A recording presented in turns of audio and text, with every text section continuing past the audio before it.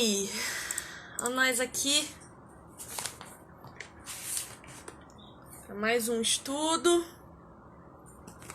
para mais uma live. Como é que vocês estão? Oi, Fabi.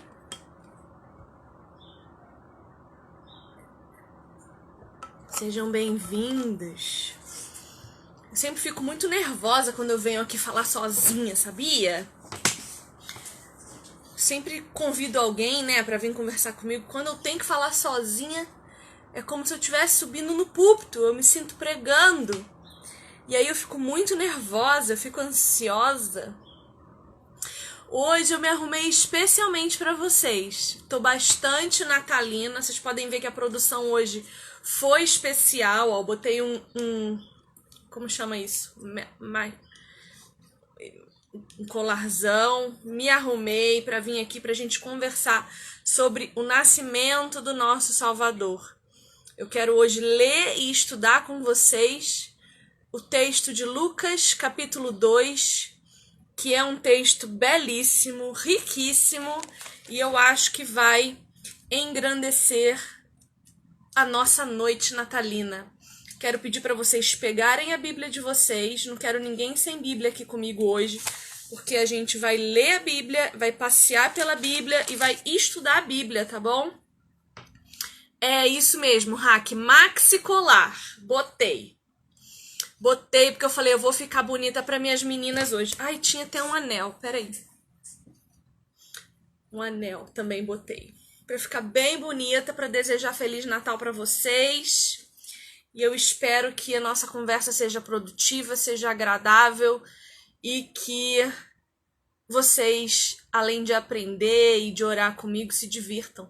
Meu áudio tá bom? Tá tudo bom? Confirma só pra mim que eu vou começar, que eu não quero perder tempo, não quero gastar o tempinho de vocês à toa, não. Tá tudo certo com o meu áudio?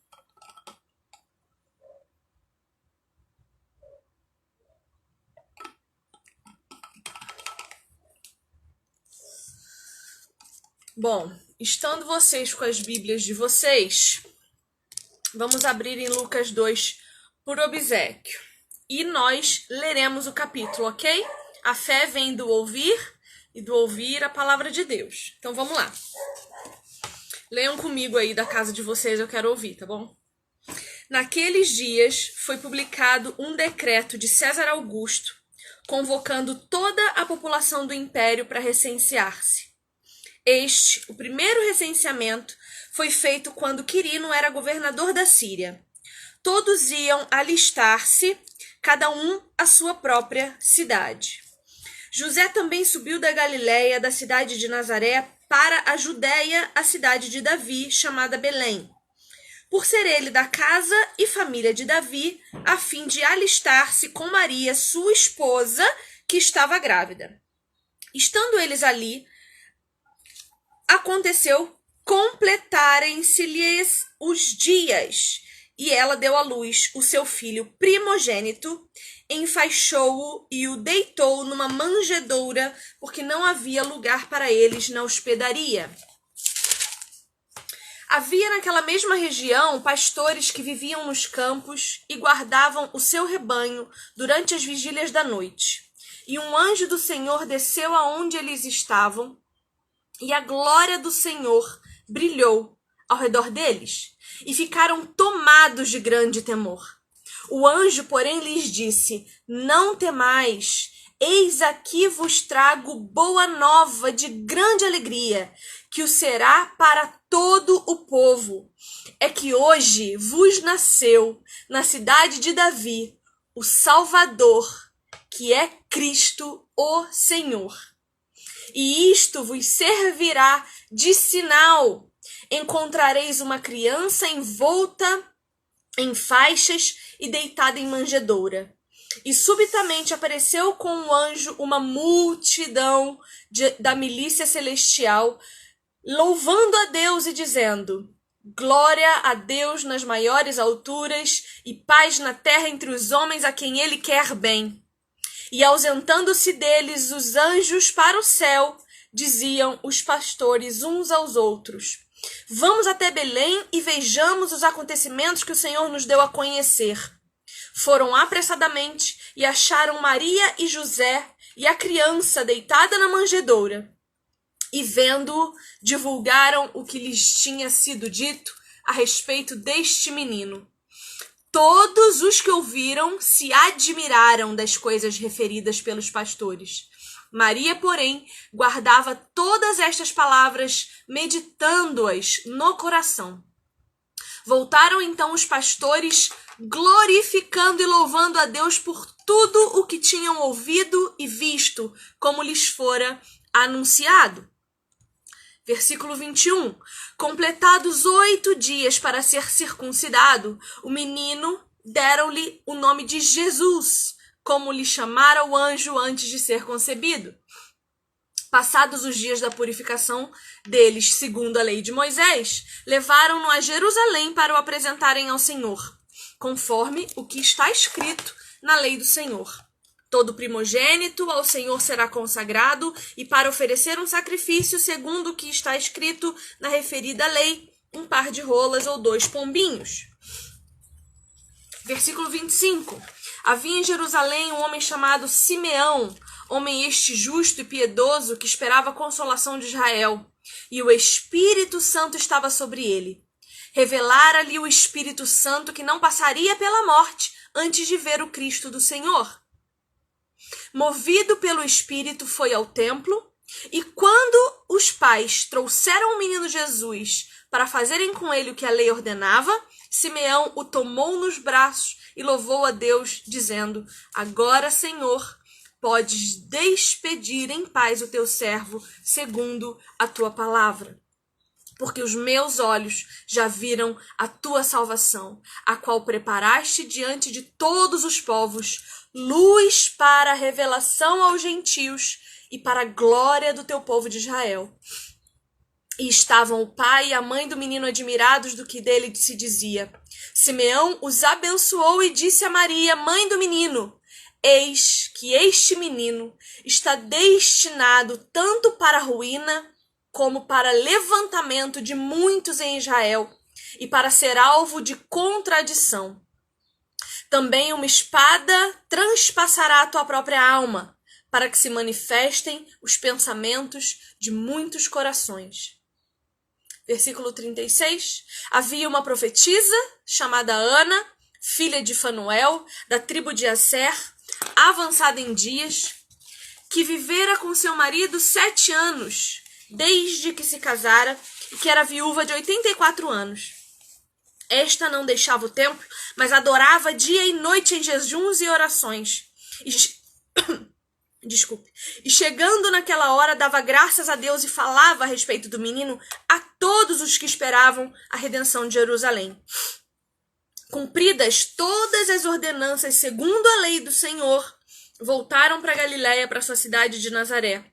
Crescia o menino e se fortalecia, enchendo-se de sabedoria, e a graça de Deus estava sobre ele. Versículo 41. Ora, anualmente iam seus pais a Jerusalém para a festa da Páscoa. Quando ele atingiu os 12 anos, subiram a Jerusalém segundo o costume da festa. Terminados os dias da festa, ao regressarem, permaneceu o menino Jesus em Jerusalém, sem que seus pais o soubessem. Pensando, porém, estar ele entre os companheiros de viagem, foram caminho de 1 dia. Então passaram a procurá-lo entre os parentes e os conhecidos.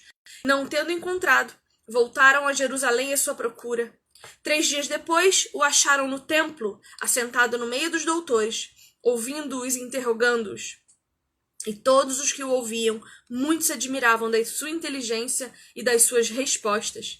Logo que seus pais o viram, ficaram maravilhados, e sua mãe lhe disse: Filho, por que fizeste assim conosco? Teu pai e eu, aflitos, estamos à tua procura.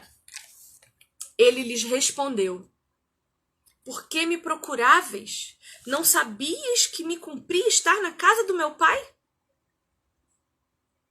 Não compreenderam, porém, as palavras que lhes dissera?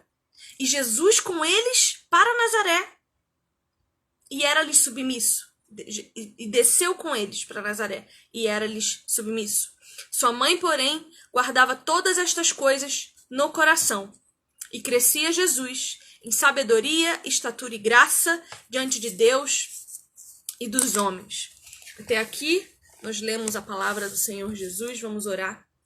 Senhor nosso Deus, nós agradecemos, Senhor, porque hoje é Natal, a data escolhida para a comemoração do nascimento do Teu Filho unigênito, aquele que o Senhor nos deu de acordo com a Tua graça para a nossa salvação.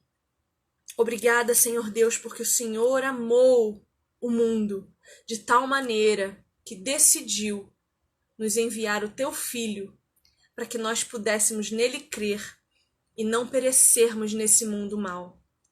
Obrigada, Deus Pai, porque o Senhor nos fez filhos através do Seu Filho amado. Obrigada porque o Senhor não evitou que Jesus morresse naquela cruz. O Senhor não impediu que o sangue de Cristo fosse derramado para que nós hoje pudéssemos estar aqui, orando a Ti, falando contigo e sendo ouvidos por Ti.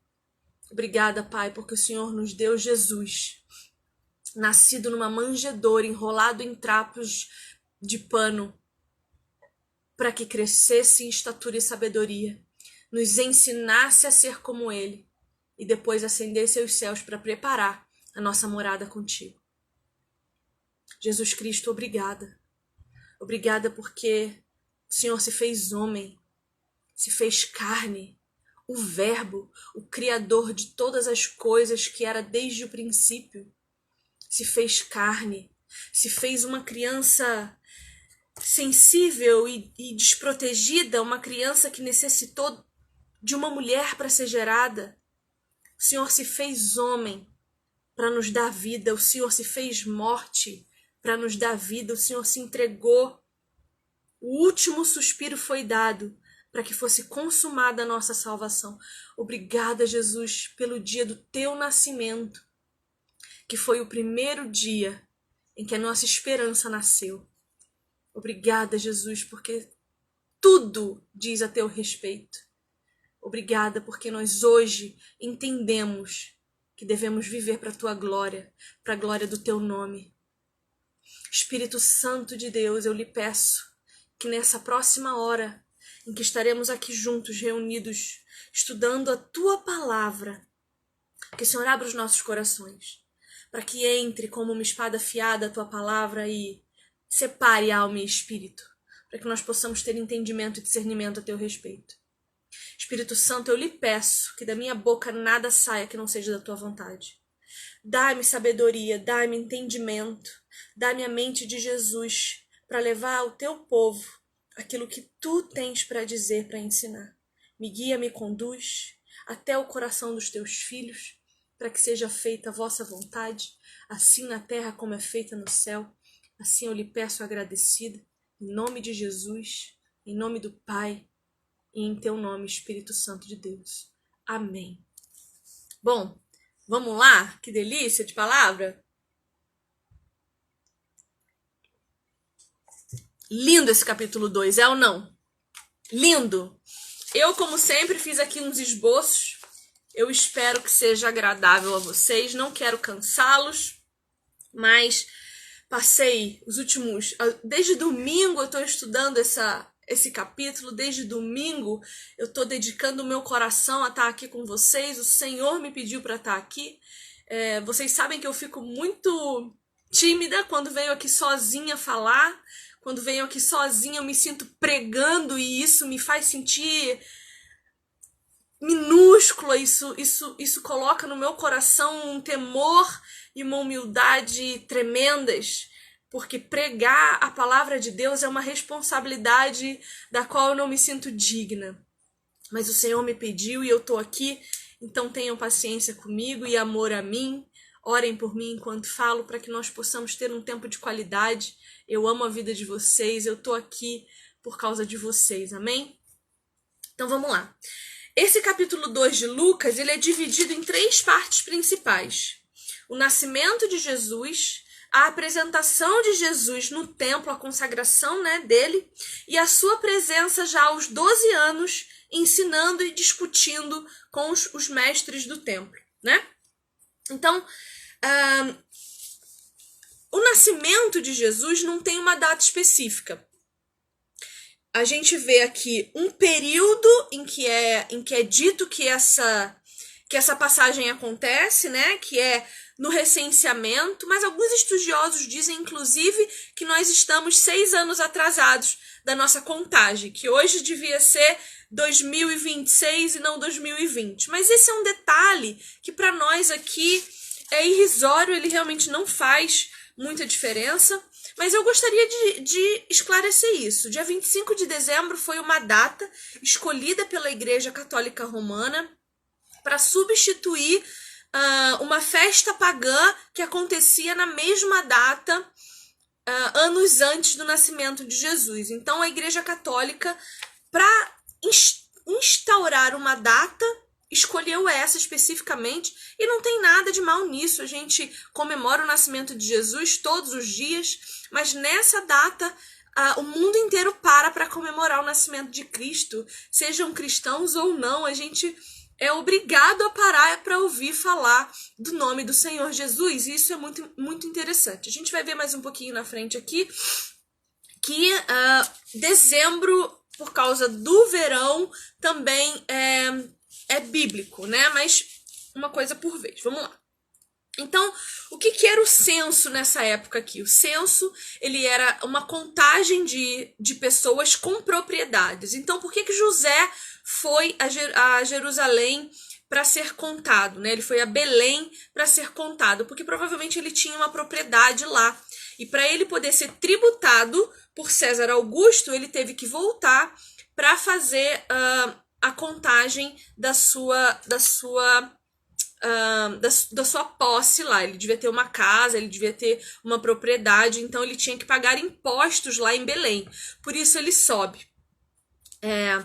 José, ele era descendente de Davi, e a gente sabe que Davi é nascido em Belém. Inclusive, Belém fica a cerca de 9 quilômetros de Jerusalém. Provavelmente por isso foi que Davi escolheu Jerusalém para fazer o templo, né?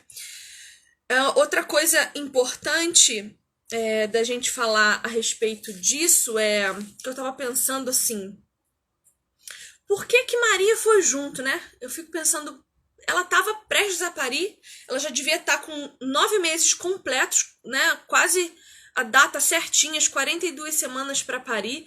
Por que ela não ficou em casa?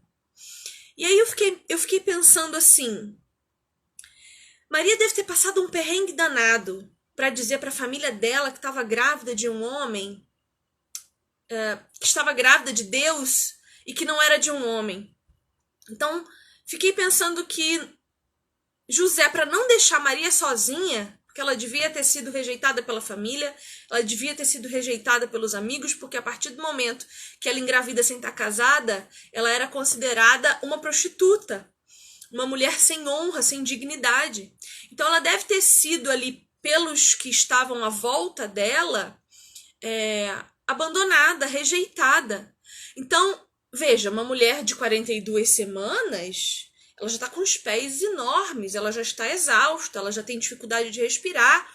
E essa mulher subiu num jumento e foi andar num transporte de animal cerca de 40 quilômetros.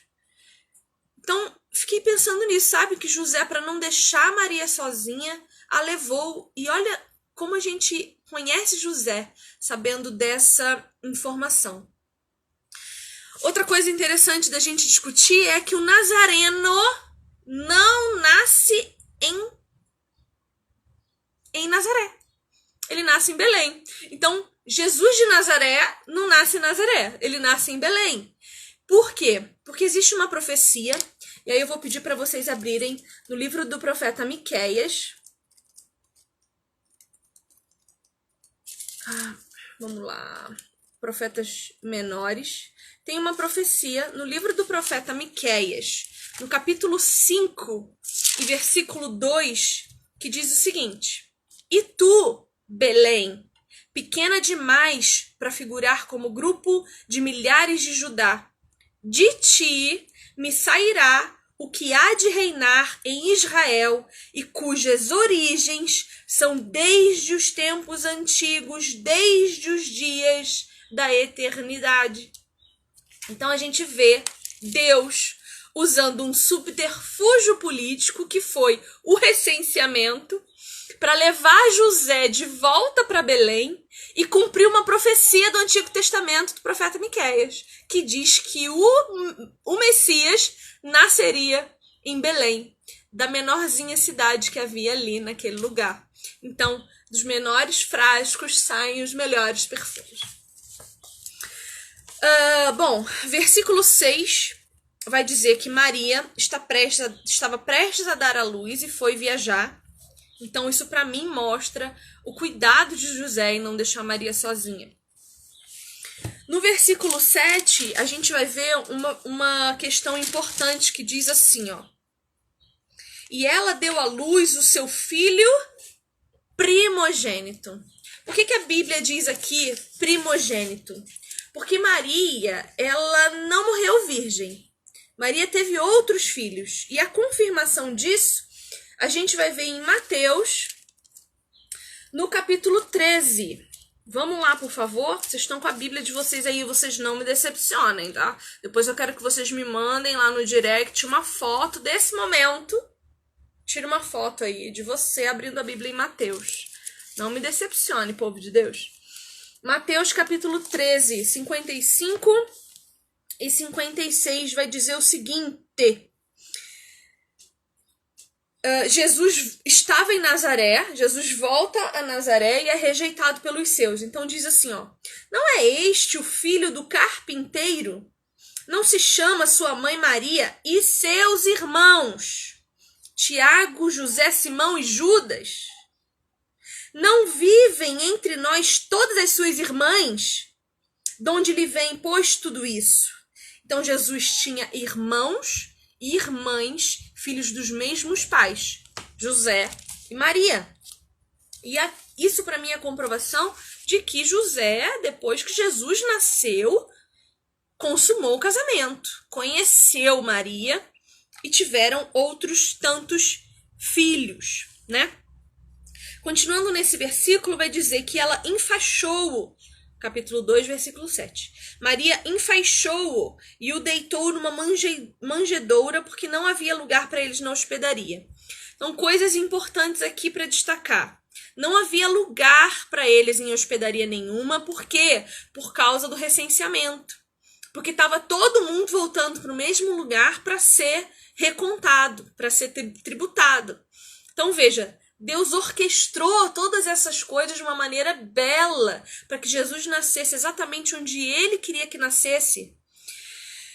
A manjedoura, não sei se vocês já pesquisaram na internet, mas a manjedoura é uma onde os animais comem, é onde se coloca feno e comida para os animais. Então Jesus foi colocado onde os animais comiam. E o fato de enfaixá-lo tem para mim duas representações. A histórica, que durante 40 a 60 dias os pais eram recomendados a manter a criança enfaixada para que seus braços e pernas fossem mantidos retos e não se deformassem.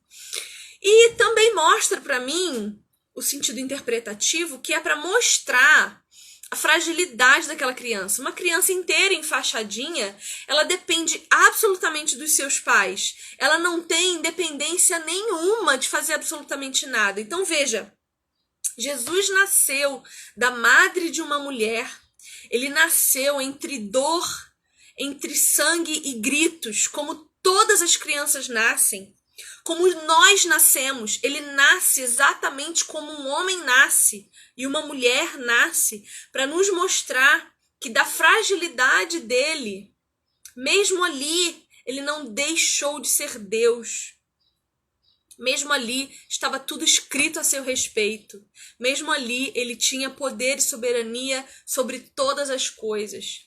E ele também nos mostra que a nossa fragilidade não diz a nosso respeito. Pelo contrário, é da nossa fragilidade que nós crescemos em sabedoria, em estatura e em graça diante de Deus.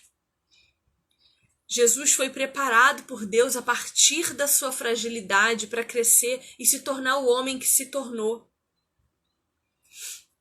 Veja, Jesus nasceu um nenezinho.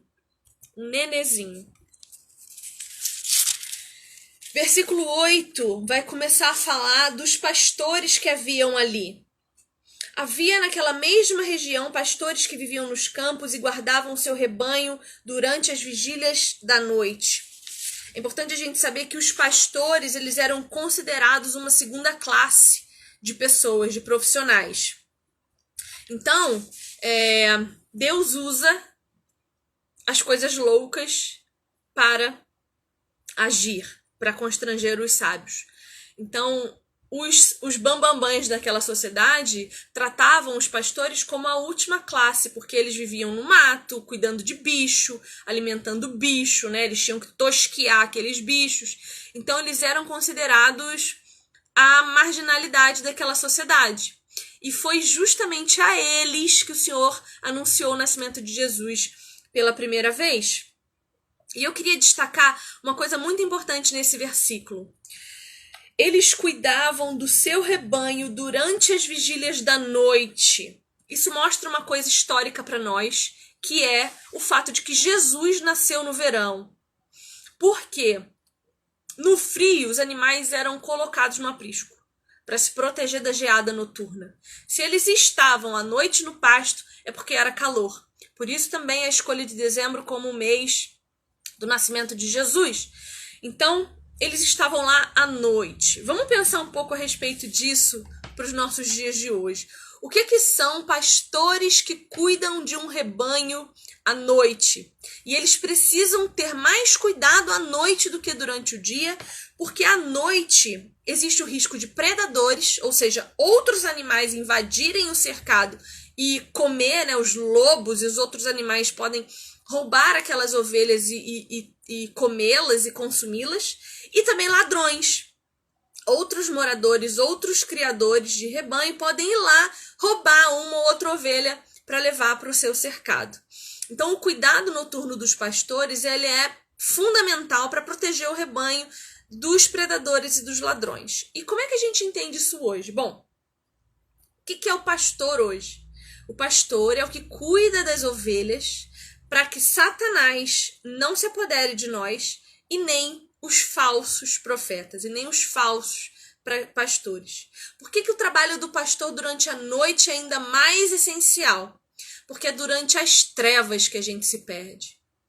Veja, o cristão que está fraco na fé e que se vê em treva, é muito mais fácil ele se permitir ser influenciado pela ação de Satanás. É muito mais fácil que um ladrão, que um falso profeta venha e o roube e o tire do cuidado de Deus. Aquele texto que fala que o ladrão vem para roubar, matar e destruir, queridos, aquele texto não está falando do diabo. Aquele texto que o ladrão vem roubar, matar e destruir está falando de falsos pregadores, falsos profetas, falsos homens que se dizem de Deus. Eles vêm para roubar sua fé, para matar o seu espírito e para destruir a tua comunhão com Deus. Então os pastores precisam ficar atentos quando as trevas vêm sobre o seu rebanho, porque Satanás está à espreita, querendo devorar os nossos corações, querendo roubar a nossa comunhão com Deus, o nosso tempo. Veja, hoje uma das grandes coisas que nós temos de dificuldade para parar e, por exemplo, estar aqui dedicando esse tempo a Deus é tempo. Satanás está roubando o nosso tempo, porque ele está dizendo para nós que trabalhar é mais importante, que ganhar dinheiro é mais importante, que cuidar das nossas redes sociais é mais importante. Eu me pego fazendo isso, gente. Há pouquíssimo tempo atrás, vou confessar meu pecado a vocês, eu estava produzindo conteúdo para o Instagram, assim, era bênção. Lógico que era bênção, eu estava estudando tanto, lendo tanto, que eu estava vomitando conteúdo. Só que o meu tempo com Deus de qualidade estava sendo prejudicado. Muito prejudicado. Porque eu queria estar o tempo todo dando atenção a pessoas. Pessoas que vinham a mim com problemas reais. Porque eu lido com sexualidade. Então as mulheres vêm com problemas reais para falar comigo. Mas se eu não tenho tempo de qualidade com o meu Deus que me alimenta, eu vou dar o quê para essas pessoas? Além das minhas próprias emoções, sentimentos e opiniões. O que de Deus vai vir através da minha boca se eu não passo tempo de oração com Ele, tempo de qualidade sobre as Escrituras? Então Satanás está roubando o nosso tempo. Está roubando o nosso tempo. Eu espero que tenha alguém nesse momento ouvindo minha live fazendo a ceia de Natal. Ai, gente, eu sonhei com isso. Eu pedi pra Deus. Eu falei, ai, Deus, manda alguém que esteja fazendo a ceia de Natal me assistir ao mesmo tempo em que faz a ceia, porque eu acho que vai ser tão gostoso esse momento. Eu tô imaginando vocês fazendo a ceia de Natal de vocês. Eu vou ficar em casa com meu marido, né? A minha família não é daqui, minha família mora no Rio de Janeiro. E a família do Léo são 3 senhorinhas bem velhinhas que já não se importam mais. A avó dele tem Alzheimer, então ela já não sabe mais nem que dia é hoje, ela já não tem mais essa consciência. Então eles decidiram por não fazer mais festa de Natal, enfim. E então vou ficar em casa. O meu Natal tá sendo aqui pra vocês, assim. Eu me arrumei pra Jesus, eu me arrumei pra vocês. Olha, vocês estão fazendo, gente. Ai, eu fico emocionada de saber que eu tô fazendo parte do Natal de vocês. Isso me emociona, isso me deixa muito feliz, porque é muito importante isso pra mim. Bom, voltemos aqui. Então, por que os pastores precisam cuidar das ovelhas à noite com mais atenção? Porque é no meio das trevas que a gente se perde. Versículo 9 vai dizer para nós que um anjo do Senhor desceu aonde estavam esses pastores. E a glória de Deus brilhou ao redor deles e eles ficaram com medo, eles tiveram temor. Gente, a glória de Deus nos causa temor, ela precisa nos causar temor, porque ela é grande demais diante da nossa pequenez. Se você perdeu o seu temor por Deus, volte a conhecê-lo. Procure conhecer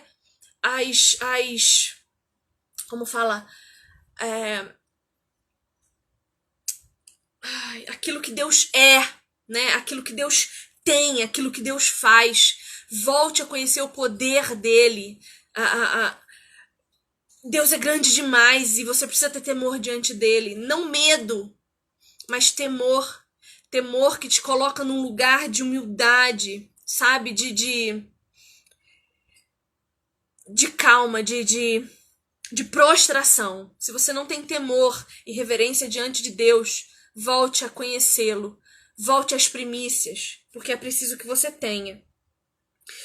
E aí o anjo diz, não tema, eis que eu trago a vocês uma boa nova.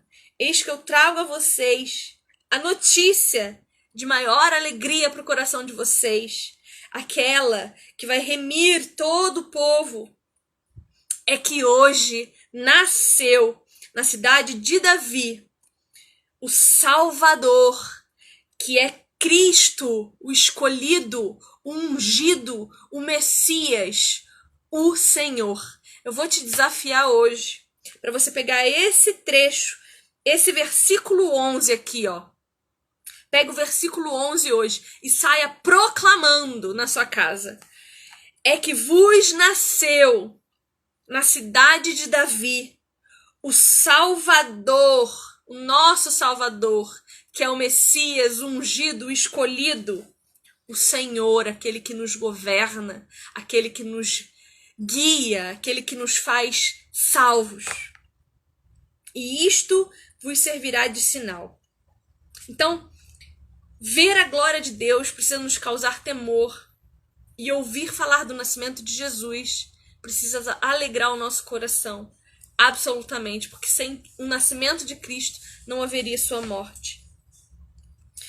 Versículo 14, os anjos, o exército de anjos que aparece, começa a entoar. Gente, eu imagino trombetas, asas, festa, música, dança, e eles falando glória a Deus nas maiores alturas e paz na terra entre os homens a quem Deus quer bem. Veja, dar glória a Deus não significa dar a Ele algo que Ele não tenha. Nós fomos criados para a glória de Deus, não para dar a Ele uma glória que Ele não tenha, mas para manifestá-la, para confessar a glória dele eternamente. Nós fomos criados porque através da nossa vida, Cristo anda aqui, onde jaz o maligno. Nós somos o corpo de Cristo porque Cristo se manifesta através de nós. E para que nós possamos dar glória ao Pai que está nos céus. Se isso não alegra o seu coração, eu não sei mais o que vai alegrar o seu coração. E ele diz, no versículo 14 ainda, paz na terra entre os homens. Jesus é o príncipe da paz. Veja, o Filho de Deus aqui se torna servo. Vamos dar um pulinho no livro de Filipenses.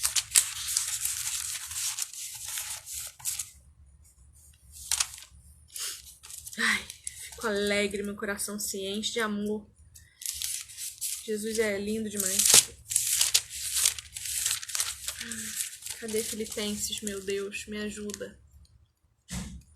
Minha Bíblia não tem Filipenses, não. Meu Deus. Gente, olha o Espírito Santo me fazendo passar vergonha. Filipenses 2, versículo 7. Diz o seguinte: antes a si mesmo se esvaziou, assumindo a forma de servo, tornando-se em semelhança de homens e reconhecido em figura humana. Olha que lindo! Jesus se esvaziou de sua glória, assumiu a forma de servo, nascendo numa manjedoura, e tornou-se semelhante aos homens, reconhecido em figura humana. E ele nasce debaixo da lei para resgatar os que também estavam debaixo da lei. Vamos em Gálatas, capítulo 4, de 4 a 5, 2 livrinhos antes de Filipenses. Gálatas 4, de 4 a 5, vai dizer o seguinte: vindo, porém, a plenitude do tempo, Deus enviou seu Filho na plenitude do tempo, no momento certo, no momento em que Deus decidiu que Jesus viria, nascido de mulher, sob a lei, para resgatar os que estavam sob a lei, a fim de que recebêssemos a adoção de filhos. Jesus veio para que nós pudéssemos ser chamados de filhos. É Jesus nascendo como Filho de Deus que nos dá autoridade, através do nome do Filho de Deus, de sermos chamados também filhos de Deus. Jesus é o príncipe da paz. Por isso que lá em Lucas 2:14, os anjos dizem glória a Deus nas maiores alturas e paz na terra entre os homens. Jesus é a paz. Ele é o príncipe da paz. Vamos lá em Isaías, primeiro livro dos grandes profetas, no capítulo 9, no versículo 6. Tira uma foto sua aí, indo lá para Isaías nesse momento. Manda para mim no DM, mostrando que você estava aqui comigo, passando Natal comigo.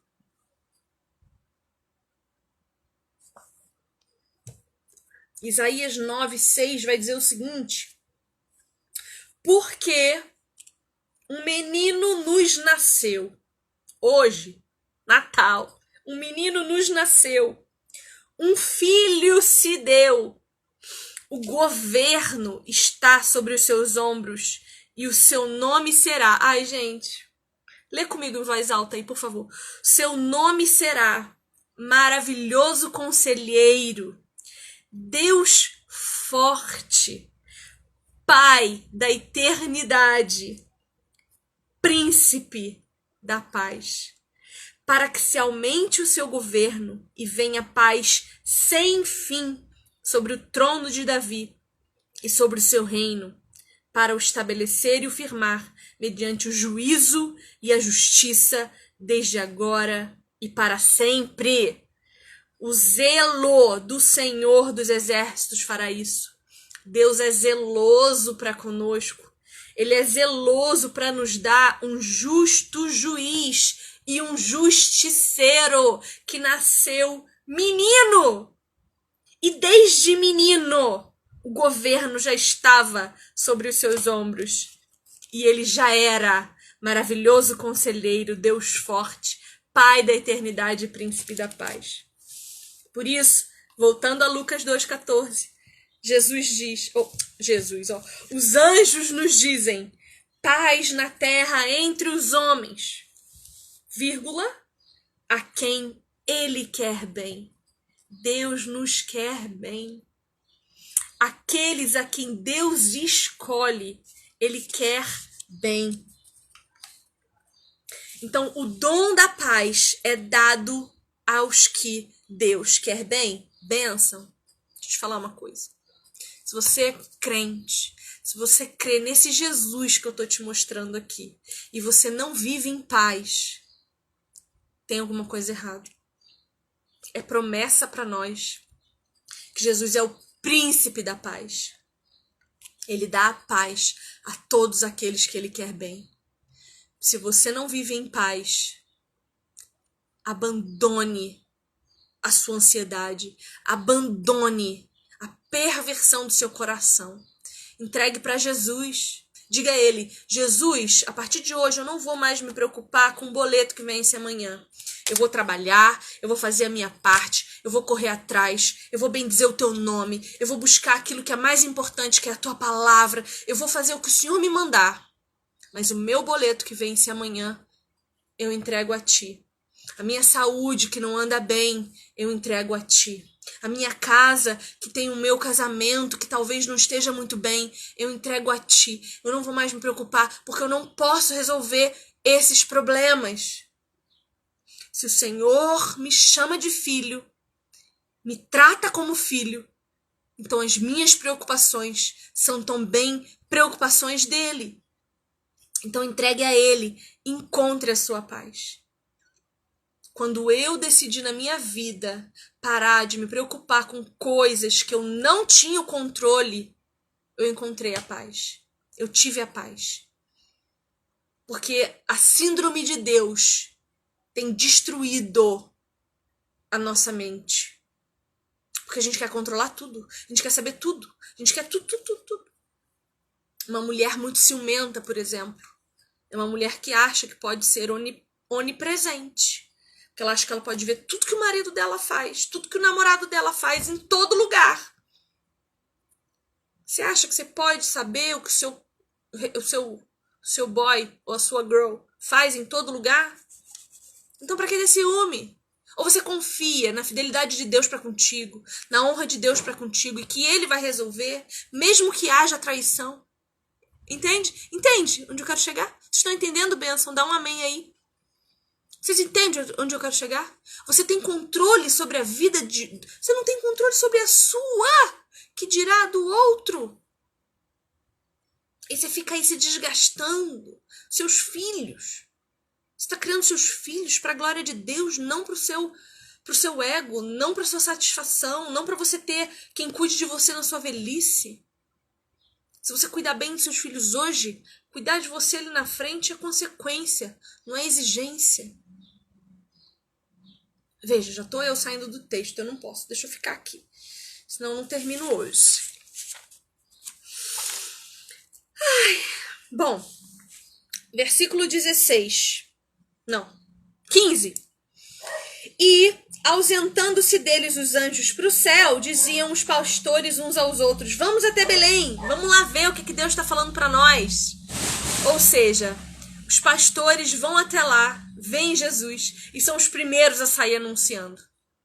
Os pastores são os primeiros a anunciarem. Deus confiou aos pastores, a ralé da sociedade naquele período histórico, a anunciação do nascimento dos filhos de Deus. No versículo 16, a gente vê que eles encontram a criança deitada na manjedoura e saem glorificando, contando todas as coisas que tinham visto. E aí eu vejo, eu não sei se vocês vão enxergar como eu, mas eu vejo uma sequência de fatos. Eu vejo os anjos glorificando a Deus, depois os pastores glorificando a Deus, na sequência Simeão, um homem glorificando a Deus, na sequência Ana, uma profetisa glorificando a Deus, por causa do nascimento de Jesus. Vocês veem alguma relação nisso? Os anjos, os pastores, os homens e as mulheres. Nós estamos em último lugar? Não. É uma sequência de acontecimentos. O Espírito Santo toca nos pastores que nos ensinam a palavra de Deus. Os homens entendem a revelação do Senhor. E as mulheres o seguem em adoração. Tô viajando? Não tá na Bíblia isso não. Só na minha.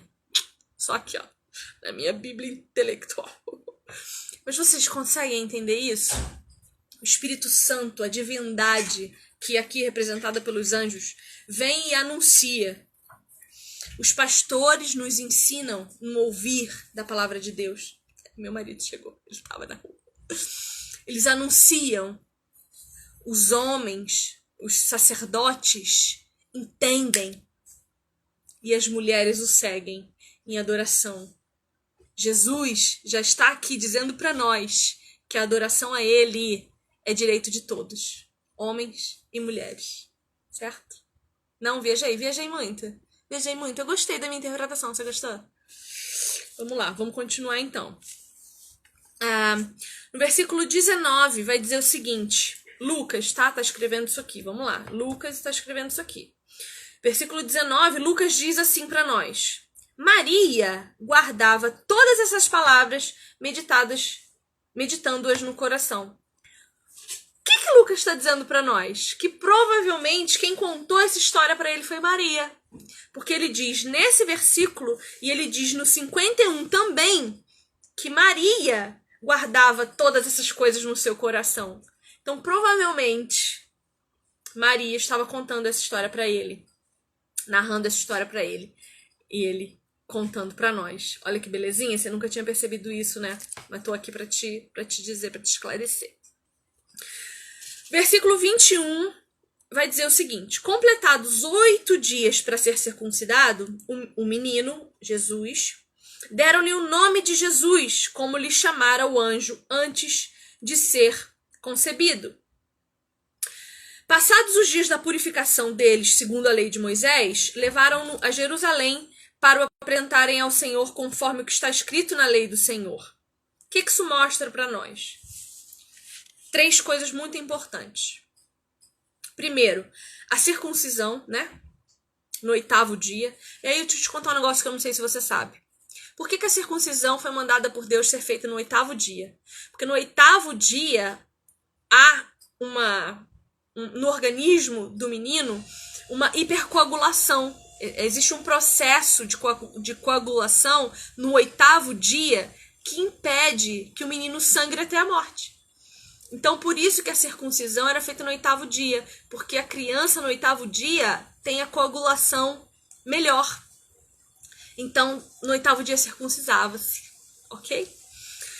Então, Jesus é circuncidado no 8º dia. Maria e José fazem o processo de purificação para a entrada no templo. Isso está lá em Levítico, tá? As ordenanças de purificação depois do nascimento de uma criança está lá em Levítico. Depois você vai lá procurar. E eles vão a Jerusalém apresentar o menino, consagrar o menino a Deus.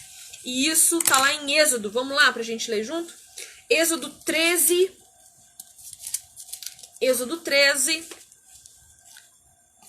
2. Êxodo 13, 2 vai dizer o seguinte: consagra-me o Senhor dizendo a Moisés, tá? Consagra-me todo primogênito, todo que abre a madre de sua mãe entre os filhos de Israel, tanto de homens como de animais, é meu. E no versículo 12 também, apartarás para o Senhor todo que abrir a madre e todo primogênito dos animais que tiveres, os machos serão do Senhor. Então, todo primogênito homem que abria a madre de sua mulher, porque naquela época os homens eram quem marcavam a genealogia, então para uma mulher ter um filho homem era a certeza de sua descendência.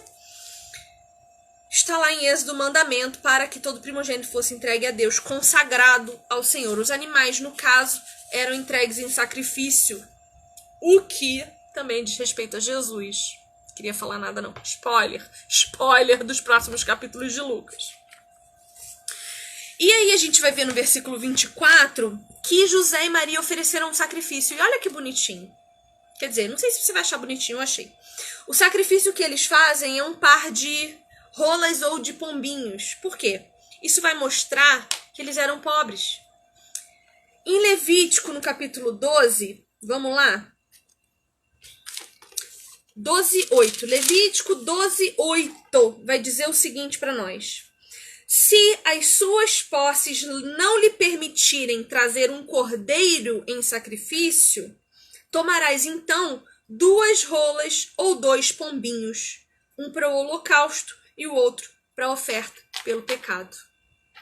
Então isso mostra para nós que as posses de Maria e José eram tão pouquinhas que eles tiveram que levar um parzinho de rolinhas para sacrifício junto com a consagração de Jesus. E isso é lindo, porque eu sou pobre e isso quer dizer que tem espaço para mim no céu também. Eu não preciso ser rica, eu não preciso ter o carro do ano, eu não preciso ter dinheiro nem na minha conta, eu só preciso ter Jesus no meu coração. Pega a benção, pega pega isso aí, vamos lá. Bom, a partir do versículo 25, vocês estão comigo aí? Dá um oi pra mim. A partir do versículo 25, a gente vai conhecer Simeão. Eu sou apaixonada por Simeão. Não sei se você já prestou atenção em Simeão na sua vida, mas eu sou apaixonada por Simeão. E a Bíblia vai nos dizer que Simeão é justo e piedoso. São duas coisas que Deus ama: justiça e piedade. Veja, uma dica para nós. Simeão era justo e piedoso. Outra coisa, o Espírito estava sobre ele. Então veja, versículo 25. Havia em Jerusalém um homem chamado Simeão, homem este justo e piedoso, que esperava a consolação de Israel, e o Espírito Santo estava sobre ele. Prestem atenção na ordem das informações que a Bíblia nos dá, ok? É importante às vezes a gente olhar para a Bíblia, além de um livro de revelação, uma literatura. Eu gosto muito de estudar a Bíblia de forma literária por causa disso. A ordem da informação é justo, piedoso, esperando Jesus e com o Espírito sobre ele. É preciso que nós tenhamos a iniciativa de buscar a justiça, a piedade, de manter o nosso coração esperando por Jesus, para que o Espírito Santo tenha liberdade e espaço em nós para estar sobre nós e nos conduzir, como conduziu aqui Simeão. No versículo 26 vai dizer que o Espírito Santo revelou a ele que ele não morreria antes de ver Jesus. Deus fez para ele uma promessa: você não vai morrer antes que o menino, o Messias, passe sobre os seus olhos. Queridos, creia nas promessas de Deus para você, ok? Creia no que Deus promete para você. Aquilo que Deus te fala quando você está lá no seu quarto orando, quando você está de joelhos aos pés dele, o que ele fala só para você no seu coração, creia, confie, porque ele vai confirmar. Deixa eu te dar um testemunho. No começo desse ano, Deus falou para mim que esse ano ia ser o ano das mudanças na minha vida, que ele ia me virar de ponta cabeça e tudo ia mudar. Eu acreditei, mas eu pensei, poxa, eu vou arrumar um trabalho legal, eu vou ganhar grana, eu vou, né, vou crescer profissionalmente. Tinha me formado, já estava fazendo uma pós-graduação, já estava com planos de entrar no mestrado, e eu pensei que tinha tudo a ver com isso. Aí veio a pandemia e eu fiquei sem trabalhar. Eu não consegui trabalho, porque eu trabalho com correção de textos acadêmicos e literários, e naquele momento todas as livrarias, editoras, todas recuaram, porque elas não sabiam o que estava acontecendo. E a faculdade parou. Eu fiquei sem trabalho. Falei, Senhor, a mudança que o Senhor prometeu é para pior? O Senhor me avisa, me prepara, porque eu não estou pronta para isso não. E aí, o Senhor me mandou um homem de Deus, que provavelmente foi através de quem todos vocês que estão aqui me assistindo vieram até mim, que foi o pastor Anderson Silva. Ele me contratou para um trabalho que eu fiz voluntariamente, porque eu não cobro de Deus. O que eu faço de trabalho para a casa de Deus, para homens de Deus, é para o Senhor. Então, eu fiz um trabalho voluntário a ele. Tivemos uma pequenina conversa numa chamada de vídeo para resolver problemas a respeito desse trabalho. Em algum lugar Deus tocou o coração dele, ele me chamou para fazer uma live, depois mais uma. Quando eu vi, o meu Instagram virou... Se você rolar meu Instagram para baixo, amor, você vai ver lá meu passado, você vai ver lá uma mulher normal, uma pessoa normal, vivendo uma vida normal. De repente, esse ano, o Senhor começou a me dar conteúdo, discernimento, entendimento. Eu comecei a escrever desesperadamente, fazia 3 publicações por dia, foi uma loucura. O Senhor começou a me mandar pessoas para cuidar de pessoas, para amar pessoas. Eu mudei de igreja, eu me casei de novo. Gente, e hoje eu tô aqui falando com você sobre a palavra de Deus, fazendo um mestrado que eu uso a Bíblia como objeto de pesquisa, uma pós-graduação em que a Bíblia é meu objeto de pesquisa. Já fui convidada para dar aula de interpretação bíblica no ano que vem, no Instituto de Teologia aqui da minha cidade. Já dou aula de interpretação bíblica online no meu grupo de mulheres de estudo. Minha vida mudou. E agora eu faço parte de um projeto de sexualidade do pastor Anderson, que se chama Sex Church. Em janeiro eu tô indo para Brasília ficar 10 dias lá gravando conteúdo para um curso que a gente vai lançar sobre sexualidade. Tudo mudou. E o Senhor me fez outra promessa para 2021, que eu vou sentar e esperar vir, porque eu sei que vem. Vou cruzar os meus braços? Absolutamente. Oração, muito estudo, muito, porque o Senhor tem me exigido. Eu ponho a mão na minha cabeça em oração e eu peço para Deus me dar a mentalidade de Cristo, a inteligência de Cristo, porque eu tenho medo de não conseguir. Mas Deus tem me ajudado a mostrar para mulheres que teologia é coisa de mulher, sim. Estudar a Bíblia, estudar grego, estudar hebraico, estudar interpretação é coisa de mulher, sim. A gente vê muito homem fazendo isso por aí. A gente tem que fazer as mulheres aparecerem, se interessarem por isso. Porque eu estou aqui nesse momento com vocês fazendo teologia, estudando a Bíblia. Então Deus mudou completamente a minha vida. Queridos, eu convido você a descer o meu feed para baixo. Não muito longe. Você vai ver que eu mudei completamente esse ano. Os meus olhos mudaram. A minha aparência, o meu cabelo mudou. Eu mudei por completo, porque o Senhor me transformou aqui. Então é impossível que o meu coração seja transformado e isso não gere frutos. Creia no que o Senhor promete para você e trabalhe com vigor para que você esteja pronto a hora que vier, ok? No versículo 27, a gente vai ver que Simeão foi movido pelo Espírito Santo até o templo. Ou seja, o Espírito Santo nos guia para o lugar certo e para a hora certa, no momento certo, para fazer a coisa certa. É só a gente permitir que ele fale conosco, certo? E ele diz, a fala de Simeão é muito, muito bonita. Ele diz assim para Deus, depois que ele pega Jesus nos braços, ele diz: agora, Senhor... Ai, meu Deus, tá dizendo que a minha live vai encerrar em 25 segundos? É sério, gente? Se encerrar, eu volto pra gente continuar, tá? Será? Ah, meu Deus! Mas como assim? 13. Gente, eu volto pra gente terminar, se acabar, viu? Que é isso? Socorro, Jesus, tá repreendido. 2 segundos.